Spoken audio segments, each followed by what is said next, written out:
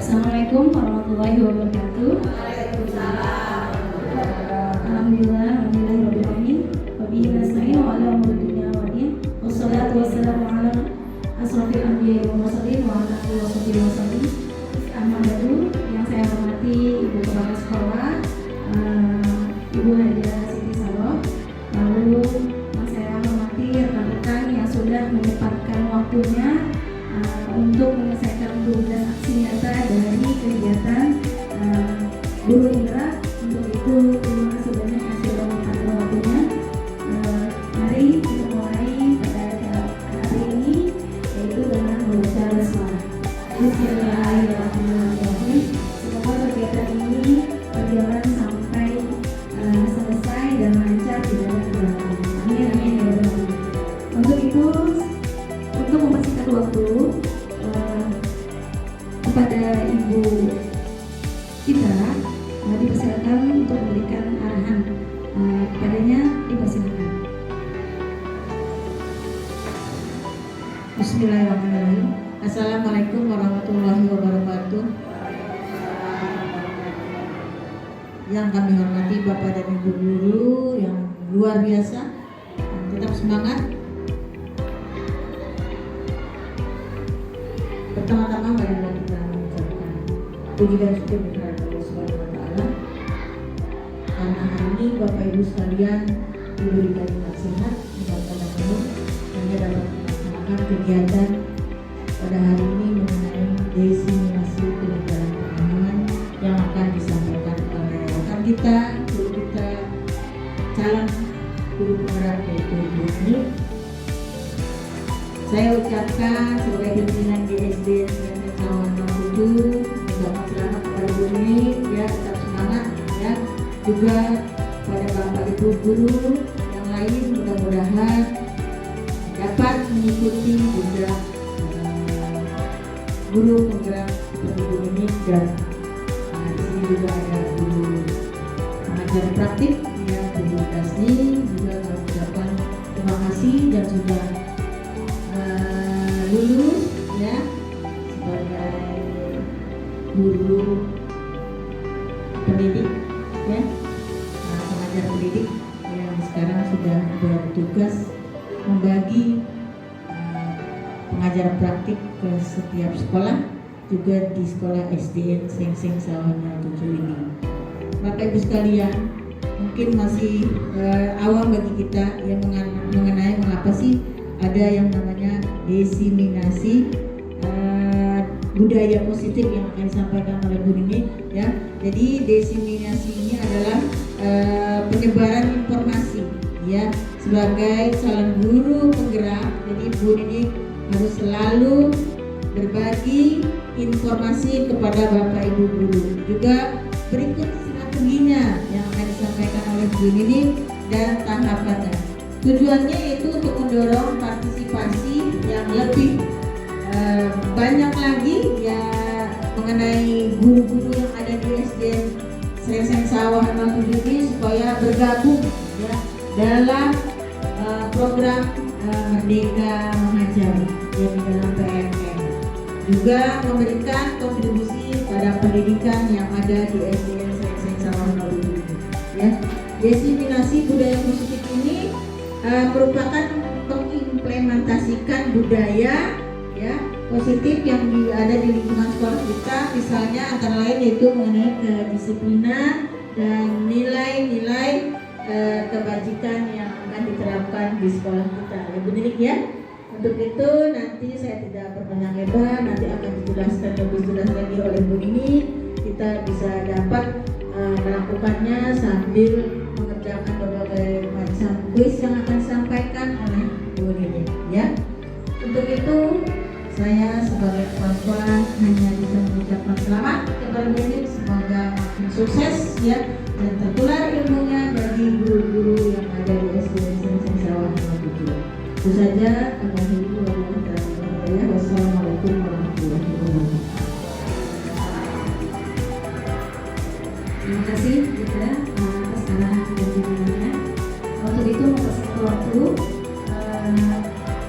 agar kegiatan hari ini diseminasi mengenai budaya positif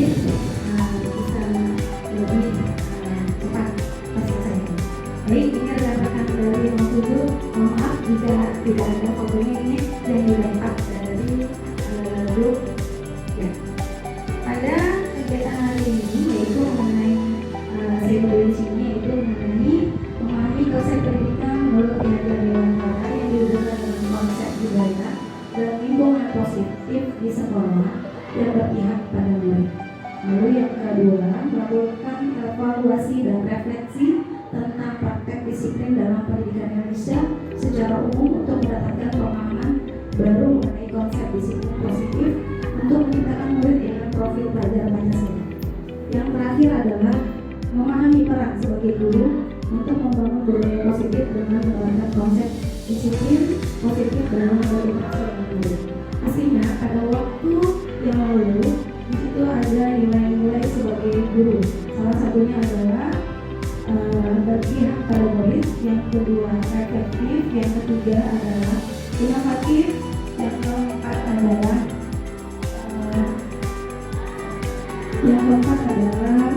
refleksi juga, lalu mengenai apa-apa yang nantinya semua berpihak pada murid. Kita lanjutkan saja. Lalu dimana yang telah saya pelajari pada modul 1.4 adalah budaya positif. Budaya positif di sini ada beberapa yang harus kita pelajari pada modul ini. Mungkin kiranya saya dapat berbagi apa saja kan pada budaya positif itu. Ternyata ada 6. Salah satunya adalah disiplin positif dan nilai-nilai kebajikan universal. Yang kedua adalah teori motivasi, hukuman dan penghargaan. Yang ketiga keyakinan kelas. Yang keempat kebutuhan dasar manusia dan dunia berkualitas. Yang kelima adalah 5 posisi kontrol. Lalu yang keenam adalah segitiga restitusi. Mungkin membahasnya kita satu-satu. Kalau ingin semoga pada hari ini kita bisa sedikit memahaminya karena hanya sekilas saja. Dimana pada kegiatan KBM salah satunya adalah guru sebagai center pada paradigma lama.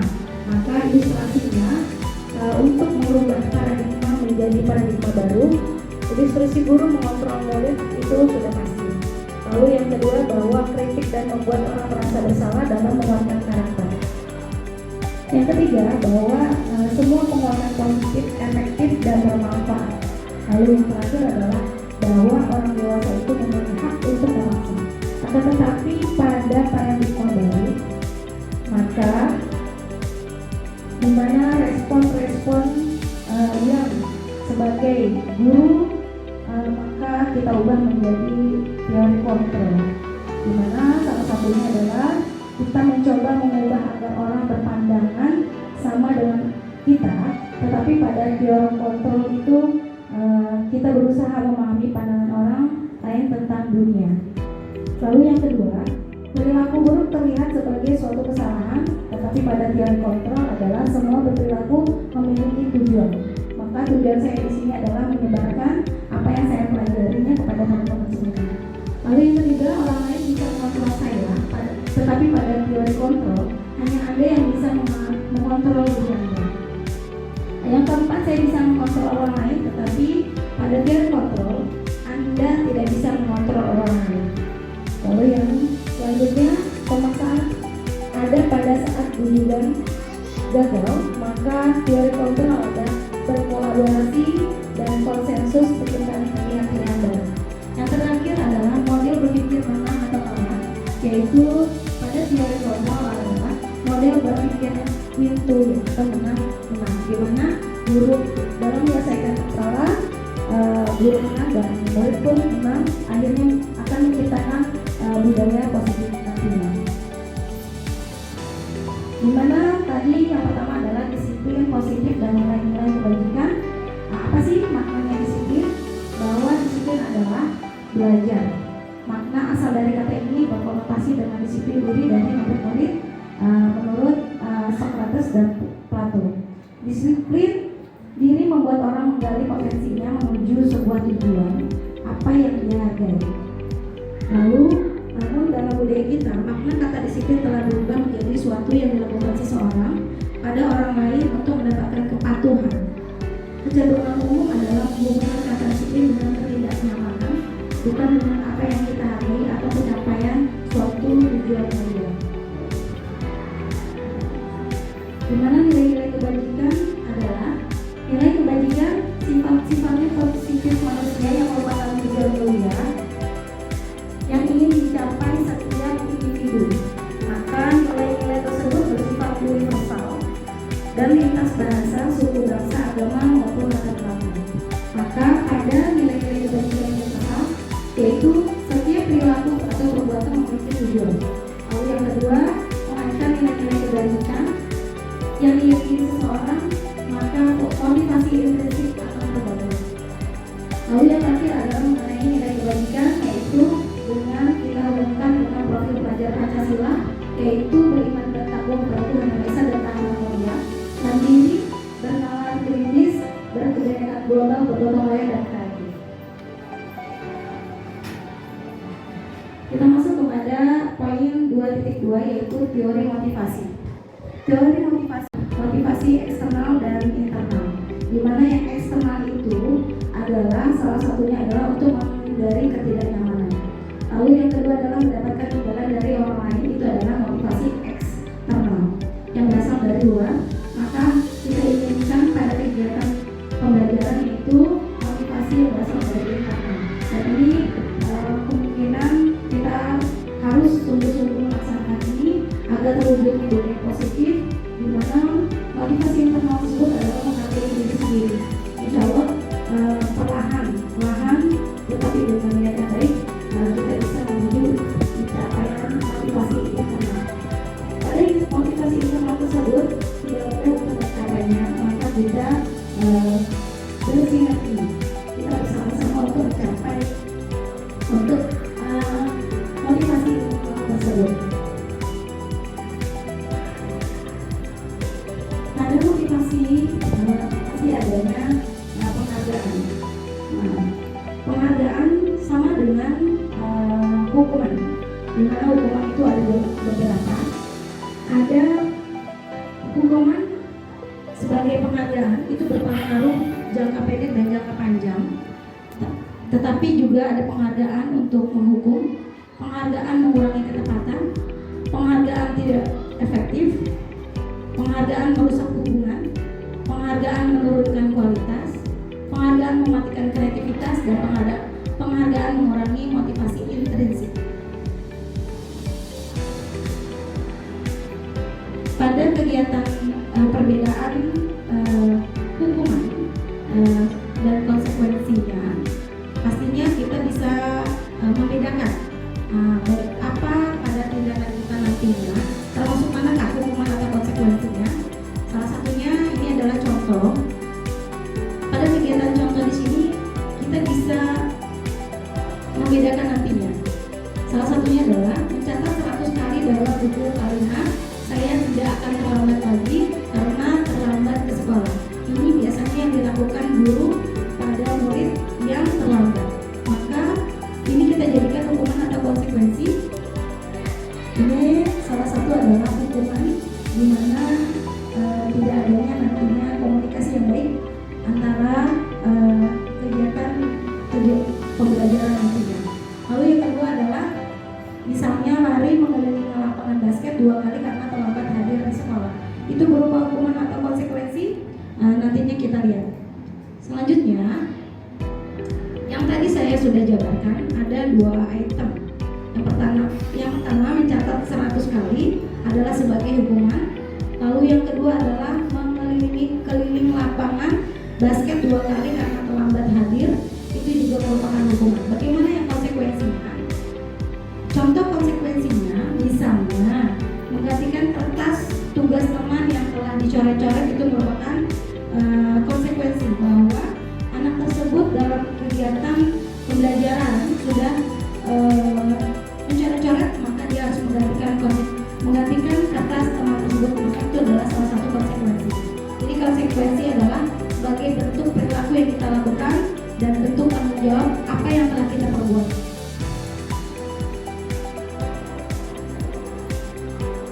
Di sini kita lihat bahwa perbedaan hukuman dan konsekuensi terlihat jelas. Antara hukuman dan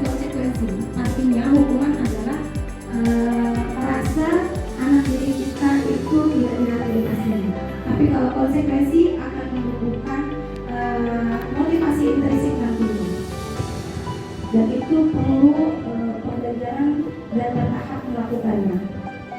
Ini adalah membedakan bagaimana hukuman dan konsekuensi nanti kita akan terapkan dalam kegiatan belajar mengajar di dalam kelas khususnya. Kita masuk restitusi. Restitusi adalah proses menciptakan kondisi bagi murid untuk memperbaiki kesalahan mereka sehingga mereka bisa kembali pada kelompok mereka dengan karakter yang lebih kuat. Restitusi juga merupakan proses kolaboratif yang mengajarkan murid untuk mencari solusi untuk masalah mereka dan membantu murid berpikir tentang hal seperti apa yang mereka inginkan nanti dan bagaimana mereka harus memperlakukan hal itu. Kita masuk ke ciri-cirinya. Bagaimana ciri-cirinya yang disebut dengan restitusi? Yaitu bukan untuk membuat kesalahan, tapi untuk belajar dari kesalahan. Poinnya ada di sini, yaitu yang disebut dengan restitusi. Yang kedua adalah memperbaiki hubungan, lalu tawaran, tapi bukan paksaan. Lalu itu untuk mengenai ke dalam diri dari peserta didik khususnya, serta mencari kebutuhan dasar yang mendasari tindakan yang telah dilakukan. Lalu ada cara yang paling baik nanti sebagai guru adalah sebagai manajer dari beberapa kontrol yang kita nantinya kita akan bahas. Lalu ada fokus pada karakter bukan pada tindakan. Lalu fokus pada solusi untuk menyelesaikan masalah.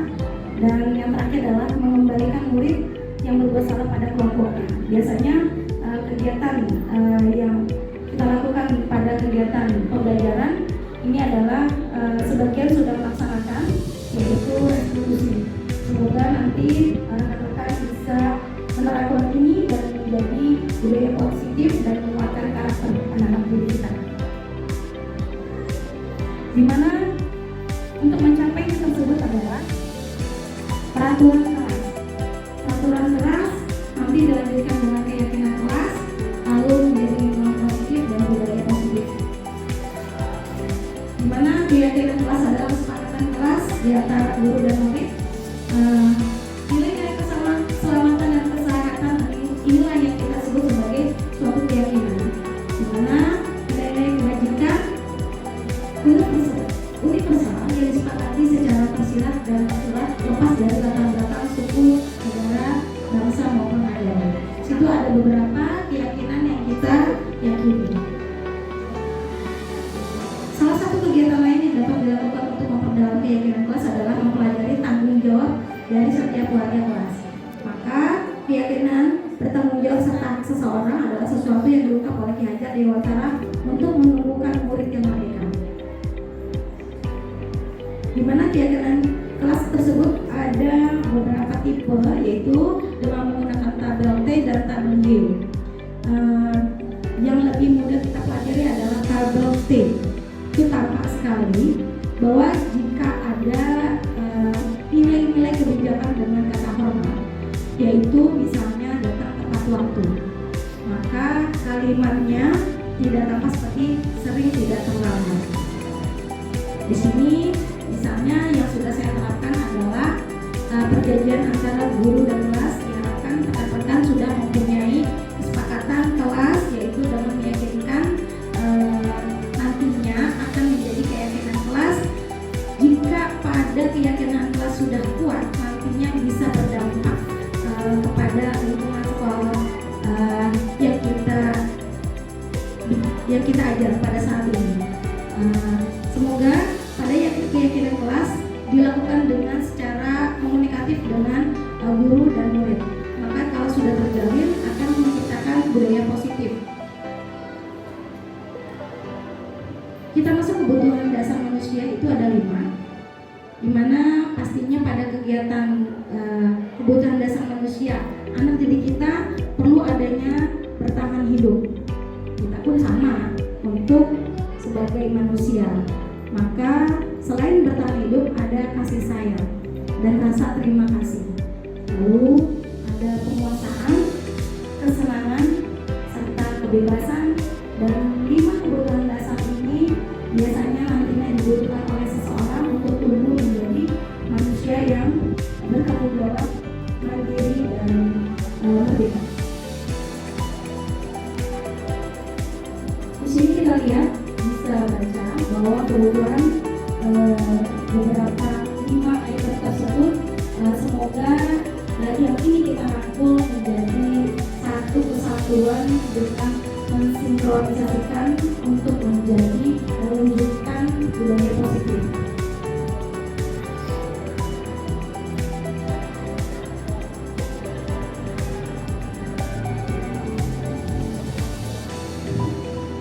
Lalu kita masuk pada posisi kontrol.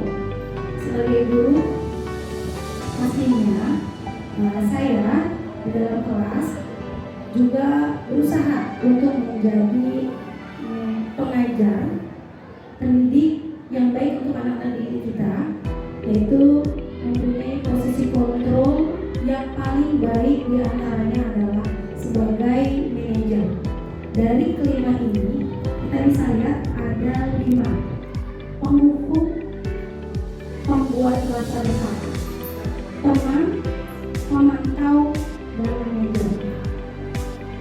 Dari kelima ini yang paling ideal untuk menyelesaikan masalah adalah sebagai manajer.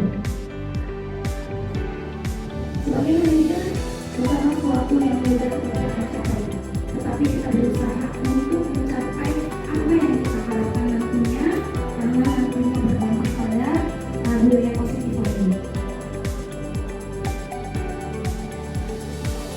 Yang terakhir yaitu mengenai segitiga restitusi. Tadi masih ingat tidak segitiga restitusi?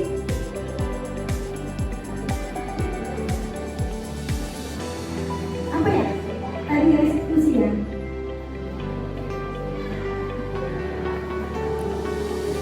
Apa ya? Lupa.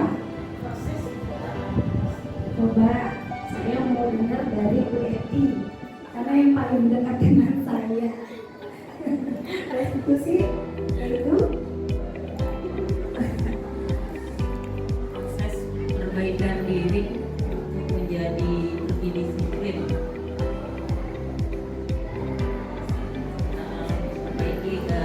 memperbaiki kesalahan agar menjadi lebih baik. terima kasih. Coba saya mencoba untuk ya. Apa sih restitusi itu? Restitusi adalah proses menciptakan kondisi bagi murid untuk memperbaiki kesalahan mereka. Dari kesalahan murid, jadi guru bisa mempelajari kesalahan itu apa dan jalan keluarnya bagaimana. Terima kasih. Ini dari kubu sebelah kiri, dari kubu sebelah kanan. Sudah pasti ada kakak saya. Bun, restitusi itu gimana ya Bun ya? Iya, restitusi itu adalah menanamkan disiplin positif kepada peserta didik kita yang merupakan bagian dari budaya positif yang bisa diterapkan di sekolah. Jadi tidak hanya semata-mata memberikan hukuman ya, tapi lebih kita berikan apa yang kita berikan itu menjadi budaya yang baik, sehingga ketika peserta didik kita melakukan suatu kesalahan, tapi kita bisa menanggapinya dengan baik, sehingga peserta didik kita itu menyadari kesalahannya, dan dengan menyadari dan dia menjadi hal yang positif bagi diri. Terima kasih. Terima kasih Bu Asmi sudah menjelaskan mengenai arti restitusi. Panjang lebar ya, sedikit paham pastinya ya. Kalau menurut Bu Dewi, apa itu restitusi? Kondisi untuk memperbaiki segala kesalahan sehingga mereka bisa kembali ke mereka. Terima kasih. Sudah pastinya dari kesalahan anak didik kita bisa mengarahkan mereka untuk menjadi karakter budaya positif lagi. Itu yang kita harapkan. Ya, terima kasih untuk rekan-rekan semuanya mengenai restitusi. Restitusi itu ada beberapa tahap untuk menyelesaikan yang saya pelajari.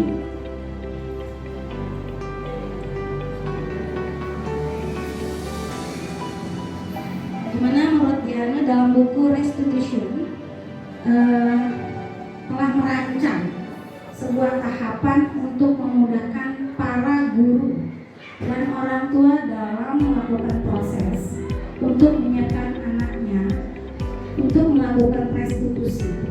Maka yang disebut dengan segitiga restitusi. Pada kegiatan demonstrasi kontekstual, di mana saya harus menyelesaikan tersebut secara tidak langsung dan dipraktekkan dengan anak didik kita pada saat bermain bola pada waktu bukan jam olahraga. Maka ini yang saya terapkan, yaitu salah satunya adalah yang paling mendasar adalah menstabilkan identitas. Di mana menstabilkan identitas tersebut kita menetralkan dengan pertanyaan-pertanyaan, misalnya setiap orang pernah melakukan kesalahan, manusia itu tidak ada sempurna, itu kalimat-kalimatnya. Lalu tindakan selanjutnya itu validasi tindakan yang salah. Dari pertanyaan tersebut kita tanyakan kembali kepada siswa kita apa yang telah diperbuatnya. Maka kita bisa mengajukan pertanyaan-pertanyaan dengan kalimat seperti ini. Kamu tentunya punya banyak alasan. Mengapa kamu melakukan hal tersebut? Untuk dari kegiatan validasi tindakan yang salah, kita masuk ke menanyakan keyakinan. Nah, menanyakan keyakinan ini kita sudah membuat kesepakatan, yaitu yang disebut dengan keyakinan kelas. Pastinya yang berhubungan dengan kegiatan yaitu dengan melalui profil pelajar Pancasila. Ada dimensi-dimensi di situ kita bisa melihatnya. Untuk menstabilkan identitas, ini adalah sebagian dasar dari segitiga bertujuan untuk mengubah identitas anak dari orang yang gagal karena melakukan kesalahan menjadi orang yang sukses. Yang kedua, yaitu validasi tindakan yang salah. Setiap tindakan kita dilakukan dengan suatu tujuan, yaitu memenuhi kebutuhan dasar. Dan tadi kita sudah belajar ada 5 kebutuhan dasar. Kalau kita memenuhi kebutuhan dasar, apa yang mendasar sebuah tindakan, kita akan bisa menemukan cara-cara yang paling efektif untuk memenuhi kebutuhan tersebut. Ada beberapa kalimat yang tadi sudah saya sampaikan. Lalu yang terakhir adalah menanyakan keyakinan. Dari teori kontrol menyatakan bahwa kita pada dasarnya termotivasi secara internal.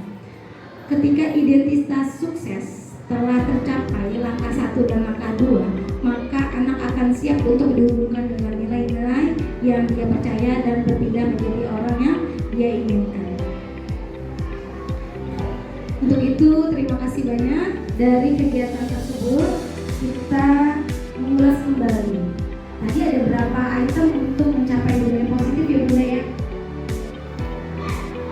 Ada berapa item? Ada berapa ya? Masih ingat nggak? Untuk mencapai budaya positif ada berapa? Ada berapa? Ada berapa? Ada 5. Yang pertama apa ya? Kalau yang kedua? Ya, teori motivasi itu ada berapa ya? Dan tadi sudah ada berapa? Eksternal dan internal. Kedua ya, keyakinan kelas itu diantaranya komunikasi antara siapa? Antara siapa? Guru dengan siswa itu mencapai kesepakatan nantinya. Kalau kebutuhan dasar manusia itu ada berapa ya tadinya ya, Bu Sri? Ada berapa ya?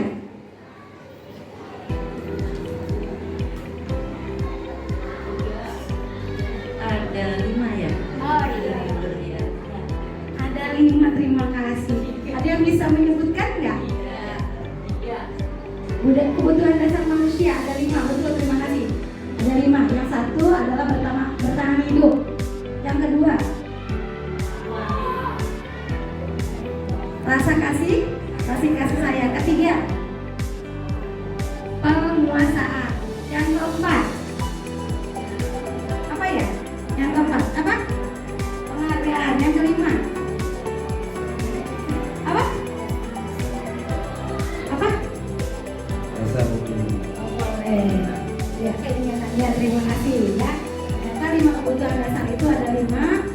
dari seseorang untuk mencapai kualitas yang baik. Maka kita masuk ke posisi kontrol. Sebagai guru kita mempunyai berapa posisi kontrol yang biasa kita lakukan ini. Tapi yang paling baik adalah posisi yang paling baik. Apa yang biasanya posisi kontrol ya? Iya, posisi yang paling baik adalah posisi manajer. Bagaimana kita, jadi bukan sebagai penghukum ya. Kadang-kala kita nggak sadar. Kadang-kadang kita itu menjadi guru yang kalau ketika anak didik kita melakukan suatu kesalahan, kita langsung kita hukum. Nah itu nggak bagus. Jadi sebagusnya adalah di posisi manajer, bagaimana kita membina kesalahan mereka sehingga mereka menjadi sadar melakukan kesalahan dan kemudian sadar untuk mengakui kesalahan tersebut sehingga mereka menjadi berubah perilakunya dari kesalahan yang sudah mereka lakukan menjadi hal positif bagi dirinya. Itu. Jadi posisi yang terbaik adalah posisi manajer. Terima kasih arahannya. Ya, ada 5 posisi kontrol yang sudah disampaikan. Ternyata yang paling baik adalah posisi manajer. Itu tidak mudah ya Bunda ya, tapi perlu kita meningkatkan. Nah, saya pun juga sama untuk meningkatkan untuk posisi manajer tersebut. Untuk segitiga restitusi itu ada berapa kegiatan tadi ya?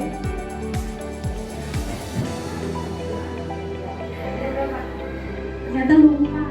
Ada berapa ya restitusi, segitiga restitusi? Ada berapa? Bisa sebutin?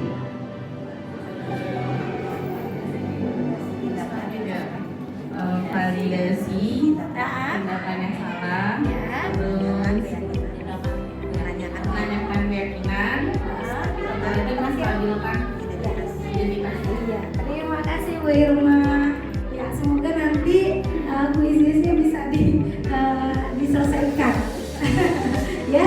Nah, betul, terima kasih. Restitusi, segitiga restitusi ada 3, yaitu adalah yang paling pertama adalah menstabilkan identitas. Lalu yang kedua adalah validasi tindakan yang salah. Lalu yang terakhir adalah menanyakan keyakinan. Kiranya untuk menyelesaikan masalah ini paling ada sedikit latihan untuk reminder apa yang saya sampaikan. Semoga ini adalah menjadi penyemangat buat nantinya sebagai pembelajar kedepannya serta menciptakan budaya positif di sekolah SDN Selesai Sawang 07. Saya tidak bisa bekerja sendiri dan ingin merangkul teman-teman untuk menciptakannya. Semoga nantinya saya di depan sini tidak sendiri, ada rekan-rekan yang bisa menjadi rekan, bisa berkolaboratif dan berkomunikasi mengenai bagaimana nantinya ke depannya. Biasanya kalau jalan dengan kaki satu itu tidak akan mencapai tujuan dengan cepat, tetapi dengan 2 kaki, 3 kaki, mungkin banyak kaki itu kita bisa mencapainya. Untuk itu kiranya ada kegiatan di sini. Saya menggunakan Quizizz, silakan dibuka WA-nya ya.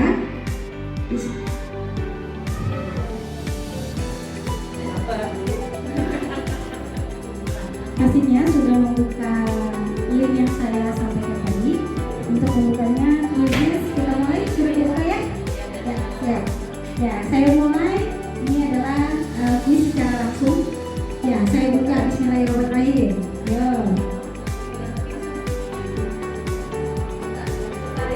Ya, mulai. Silakan. Tunggu. Jawab. Ya, silakan dijawab.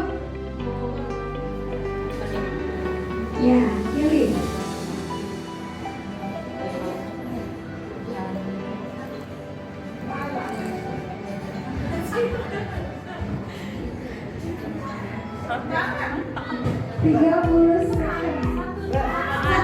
Satu. Jawabannya 1. Yang paling benar.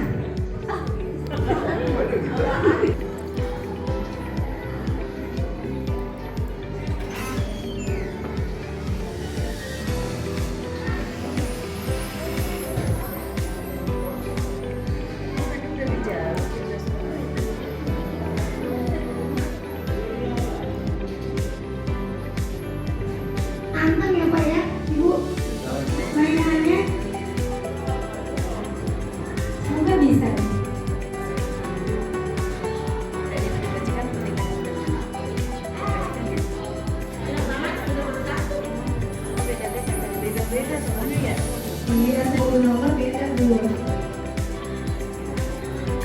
Alhamdulillah selesai. Bagaimana reaksinya permainannya?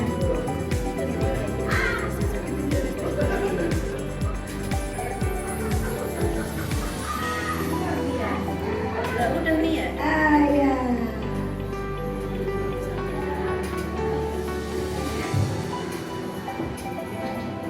Semoga bisa dari sebelah sini.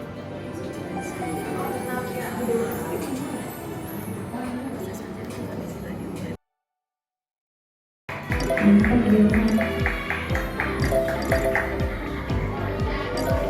Ayo, kesusahan, terima sama Brady.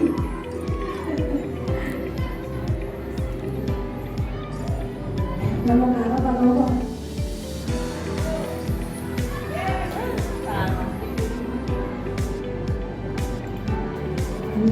Ibu Irma dan Nanti sudah menyelesaikan, Bu Rahma, Bu Dasmi, Kak Taufan, Bu Dewi.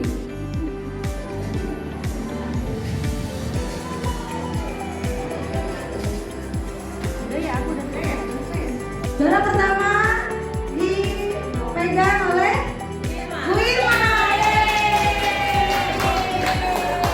Yang kedua peringatan Bu Nanti.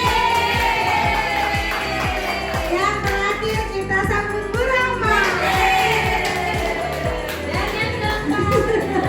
Yang terakhir kita bersama-sama ya. Demikian